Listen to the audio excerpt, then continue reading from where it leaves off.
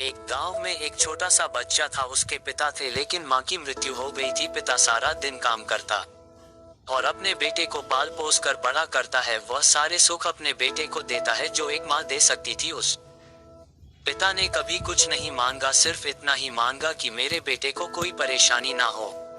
दिन बीतते गए, बेटा पढ़ लिख कर अच्छा जॉब भी करने लगता है और वह शहर में रहने लगता है। कुछ दिन बाद वह अपने पिता से मिलने आता है और कहता है, पापा मुझे कुछ पैसों की जरूरत है। मैं चाहता हूँ कि शहर में ही जमीन लेकर अपना घर बना लूं। पिता इस बात को सुनकर बहुत खुश होते हैं। सोचते हैं कि मेरा बेटा है, एक ना एक दिन नाम करेगा। जिंदगी भर की बचाई हुई पूंजी को निकाल अपने बेटे को दे देते हैं। बेटा शहर चला जाता है और उन पैसों से अपना घर बना लेता है। पिता इधर इंतजार करता रहता है कि मेरा बेटा फिर से आएगा, एक ना एक दिन तो मेरे पास आएगा ही जाएगा। कहाँ उसके पास अब कोई नहीं जाता था, क्योंकि ना ही अब उस पिता के पास पैसे थे और ना ही रहने का जगह था। कुछ दिन बाद बेटा फिर लौट कर आता है और अपने पिता से कहता है, पापा आप दादा बनने वाले हैं। पिता को बहुत खुशी होती है। इस बात को सुनकर वह कहते हैं, तू मुझे मेरी बहू और पोता से कब मिलाएगा? बेटा कहता है, बस पापा थोड़े दिन और। पापा मुझे कुछ पैसों की जरूरत है, क्योंकि आजकल थोड़ा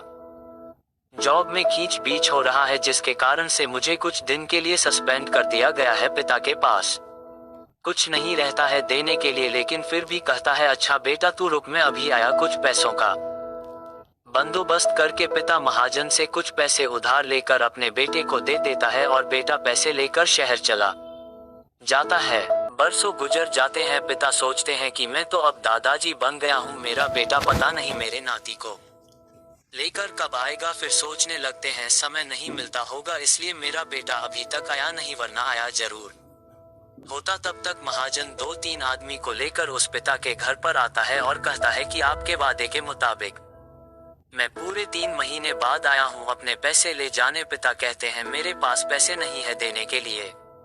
महाजन कहता है, जब पैसे देने नहीं थे तो आपने मुझसे उधार क्यों लिया? तभी पिता कहते हैं, ठीक है रुको, मैं तुम्हारे लिए पैसों का बंदोबस्त करके आता हूँ। और वहाँ के नजदीकी अस्पताल में चले जाते हैं। वहाँ जाकर अपना ब्लड डोनेट करते हैं और अपनी एक किडनी बेच देते हैं और उस महाजन का कर्ज चूका कर देते हैं। किडनी बेचने के बाद उनकी स्थिति और भी खराब हो जाती है और वह उस राह में जी रहे होते हैं कि मेरा बेटा एक दिन आएगा जरूर। इस आस में जीते जीते एक दिन पिता की मृत्यु हो जाती है, परंतु उस बेटे को अपने पिता को आग देना भी नसीब नहीं हुआ।